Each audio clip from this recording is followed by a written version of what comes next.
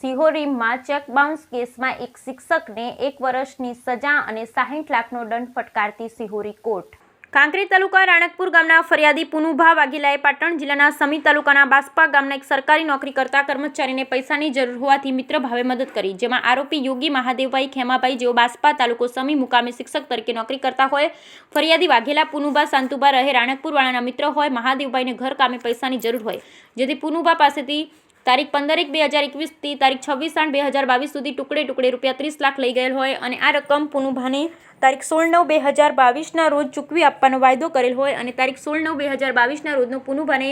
મહાદેવભાઈએ રૂપિયા 30 લાખનો ચેક આપેલ હોય, જે ચેક પુનુભાઈ બેંકમાં ભરતા મહાદેવભાઈના ખેત ખાતાની ચેકની રકમ જમા ન હોય, જેથી ચેક પરત ફરતા પુનુભાઈએ સિહોરી કોર્ટમાં ક્રિક નંબર 2403/2022 થી કેસ દાખલ કરેલ,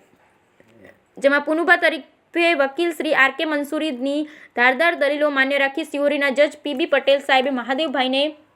તારીખ 3/9/2024 રોજ 1 વર્ષની સજા, રૂપિયા 60 લાખનો દંડ અને આ દંડ ન ભરે તો વધુ 3 માસની સજાનો હુકમ કરેલ, તેમજ આરોપી વિરુદ્ધ ધરપકડ વોરંટ કાઢેલ અને હવે સિહોરી જ્યુડિશિયલ કોર્ટમાં ચાલી જતા કેસોમાં ઝડપી કામગીરી કરી તાત્કાલિક અસરથી આરોપીઓ અને અરજદારોને ઝડપી ન્યાય મળે એવા ઉમદા પ્રયત્ન સિહોરી કોર્ટના જજ શ્રી પી.બી. પટેલ સાહેબ દ્વારા કરવામાં આવતા અરજદારો દ્વારા ભારે ઉત્સાહપૂર્વક ફેસલો સાંભળવા બદલ અભિનંદનની વર્ષા થઈ રહી છે અને હવે સિહોરી કોર્ટમાં બધા પેન્ડિંગ કેસોનો નિકાલ કરવામાં આવી રહ્યો છે, જેથી કરી કોઈપણ ફરિયાદી ન્યાયની બાબતે બાકાત રહી ન જાય। સાથે સાથે સિહોરી કોર્ટના કાર્યવાહીથી સમગ્ર કાંકરેજ પંથકમાં પ્રશંસા કરવામાં આવી રહી છે, ત્યારે હવે એક શિક્ષકને રૂપિયા 60 લાખનો દંડ અને 1 વર્ષની સજા ફટકારતા ભારે ચકચાર મચી જવા પામી। બ્યુરો રિપોર્ટ ભરત ઠક્કર, ડીસા, બનાસકાંઠા।